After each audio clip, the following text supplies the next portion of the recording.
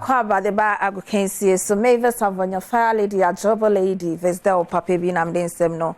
ebrewo na asida enko ema aboafa wo mo ebo mechidom sonko ma me den sem na brewo dia na Kingdom garlic bitters Kingdom garlic capsules ena me bo ho edwa ede achewe e boosti immune system no kama yarewa hodo a ebema wo abre anase yare de unim se ya papa ni nyina na ebetimi yi na fi wo de amaw wo low blood pressure cholesterol ni nyina ebeyi ni nyina e de fi wo sugar level na kosro na eba fam ne ade nyina no ni nyina ebeyi fi wo mekanfo Kingdom garlic herbal e de emaw na Kingdom ginseng power capsules ne de mema ne nko ade a ampedu no mu se we ya na wo mo bo ade bia na hoden wo ho mo e de direct kama we here be mekanfo e de ma papa mema no wo mpemu agrodie wo se etimi konkan be ma de mpemu agrodi nkonkan a ebe how papa kona ko bisa mpedum no nkan kyew enu nti e na mekanfo Kingdom ginseng power capsules e de ma wo eba oyo ba enkonko no mesrewada waist pains mental stress ni nyina no ebetimi reduce ndi ama ebe ma wa hoden mapa bibia akonkan wo hia na dodo etua me pachoko Kingdom Herbal Center ewo Kaishi Drug Lane na wokonye bi na to anase betimi afre wo mo 0536149961 ana 0303939987 Kingdom garlic capsules ni nyina Kingdom no challenger game pack semen kancha say pick one no wode baaye no wetwe bi ana bomodia untwa ye de ane na amanfo edisika eja papa Sergio Manucho mone nyame ba kobi mo no a na nei wo mo ede enye sika wo mo edi ni kama o si choose number no from 1 to 36 netra na utwa me pacho ye ready say wani gie kese ebeba wakwan mu papa na o se prepare wo ho na only say even more mula na stake 1 Ghana cedis ekopem 350 Ghana cedis na win it up to 26 times usteka ube stake na say ube tra pick one game by game pack for aba papa na Mr. Wada say untimi enye ya na say un download dvd abomod na dial star 946 hash and all networks so networks ni nyina utimi de dial star 946 hash na bibia kwa na say download the one website na so game pack app na so ho betimi download the www.gamepackgames.com na bomodia so na hwe Adom TV 9 am 12 o'clock and at 6 p.m. pepepe that time no ene ya na draws na eba so Adom TV haya it would ya na usika abeguso ede ama game pack or say more mula more pa eno ena mekanfo ede ama wo mo ena ebo mechidom sonko na ye den semne brother ayentu fa enko ama no ne chane so say nra UEFA Champions League sign sia enya asem kito ye de commentary no ene ade ebro wa sempa ne Adom FM so na ha so ye de ho highlights no ebro wa no pay dia Copenhagen etna fie Man City koche ne nom no kamiensa otimo ba ko pe Leipzig so etna fie Real Madrid so ekoshe no ekaba ko ntimo antimo adabra na say home lose nko a ene ba ye yenkohwe sene highlights no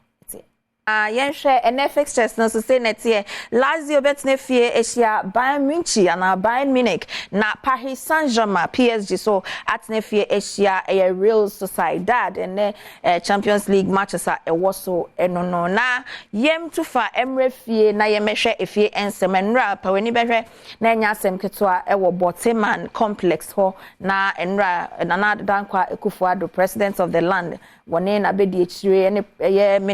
Minister of Youth and Sports in Penyifua womo edi sports mu akotene nyina ekopie mu Boteman etimi inaugurate ya na enye asem ketwa kra President Danko Ekufuado de efuto ene task kese de ama the Minister of Youth and Sports ene na pamfo se womo nhwe se the 57 year and 7th history ebeba so African Games mu Ghana ye GC ye nan so a ye be host no womo be ye amana ye kra behwe. However, we demonstrated commitment and resilience. And when all hope appeared lost, we came up with a brilliant idea of adopting a hybrid approach to hosting the game. That is, using facilities at the University of Ghana, which were under construction, as well as selected facilities we could develop on time here in Baltimore. Our decision to adopt the hybrid method has proven to be a wise one, as facilities, both at the University of Ghana and here in Baltimore, are ready for the hosting of the 13th edition of the Africa Games. However, we demonstrated commitment. President Nana Addo Dankwa Akufo-Addo ekasawie ya na se wona adwumedie na si wona so mapa the Minister of Youth and Sports Ra Mustafa Yusuf also so edien ena wo ka ede afa ho ntie in Ghana. The forthcoming 13th African Games carries immense significance for our national development and beyond. The trail of the competition, the event serves as a catalyst for progress, growth and development, and the construction of the state-of-the-art facilities in the country not only provide a platform for athletics excellence, but also contribute to the overall infrastructure development, leaving a legacy for generations to come. After Accra 2023, the facility will serve as a center of excellence, nurturing budding talent and providing platform for international competitions. This infrastructural investment also align with government's long-term vision of transforming the entire infrastructure here at Baltimore to a university for Ora Mustafa Yusuf ano esiyeni ko ora NS dance wono ene chef de mission at the African Games yekoti ono so the auditoja. Cape Coast are the best facility. I mean, they have attested themselves, the federation coaches and presidents who actually visited the athletes in camp are so excited and happy about the facilities they are using.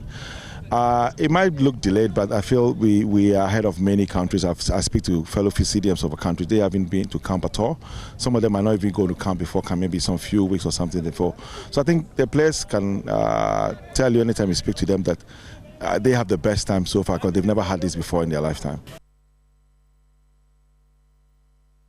Ensem kakra me international producers Badwam Emma mede ebre wuni edwanyumre ade aka ne besan de abeto so ede amaw na me so no manfa aseda Emma aboafo omobo ye chidom sonko game pack for enebo ye chidom sonko na Kingdom Herbal, Kingdom Garlic Bitters, Kingdom Ginseng Power Capsules wo munyina boy ye chidom sonko Miss Goldie's Boutique so share me t-shirt kama aseda nkoma no na happy birthday kese pa mu odin ankasa ne Val's Day no na chese nana hima papa biya watsna akonyane so 60 years Nana Afrakuma the second akwemu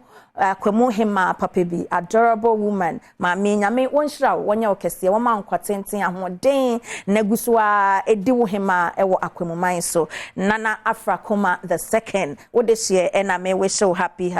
birthday na happy birthday so enko enfama abena insura entry buama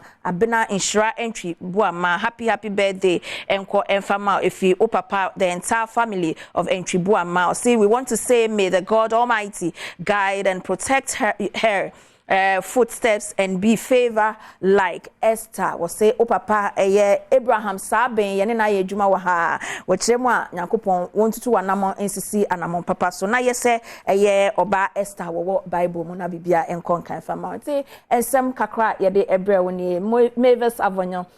lady ajobo lady Visdal papa Mr. and found some can fidie no the mono so baso de dendia amanfo dodo na akopie mu ewo circle nti wo so wonko ya ko na koka ho na yen save Ghana football na e de nsem no so to aso de amaw ewo Adom TV so bedwem papa and found some can fidie very classic.